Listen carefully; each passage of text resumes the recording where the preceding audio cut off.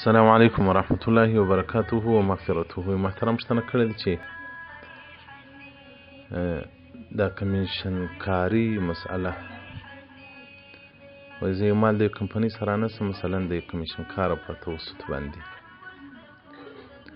هغه کمپنۍ چې کوم شی پر ما خرڅوي هغه د کمیشن کاره مزدوري مو په هغه کې اچوي، نو دا د شریعت له نظره څخه څنګه ده؟ محترمه دا مسله فقهاو دې کې اختلاف کړی دی. مقدمین فقهای کرام وایي چې دا نه دی روا، خو لیکن متأخرین علما کرام وایي چې د تعامل په وجه باندې چې دا یو عرف د انسانانو راغلی دی او ضرورت ورته پیدا دی، دې ته حکم د دلال ورکوي. اجره د دلال هغه چا ته ویل کېږي چې دوه نفره سره هغه راولي سره سودا یې ورتامه کړي.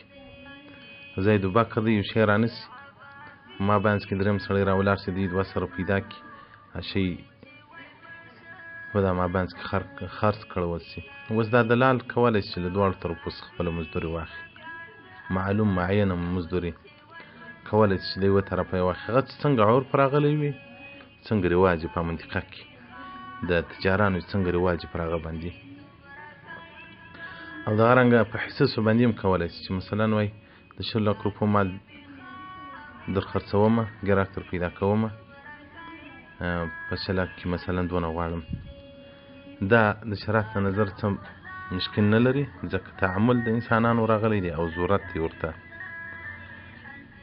تا وایي هندیه جلد 3 صفحه 451 الباب الخامس 10 الفصل الرابع، او دغه رنګه رد المحتار جلد 5 کتاب الاجاره مطلب په اجرة الدلال دې ته پوره وضاحت ورکړی دی.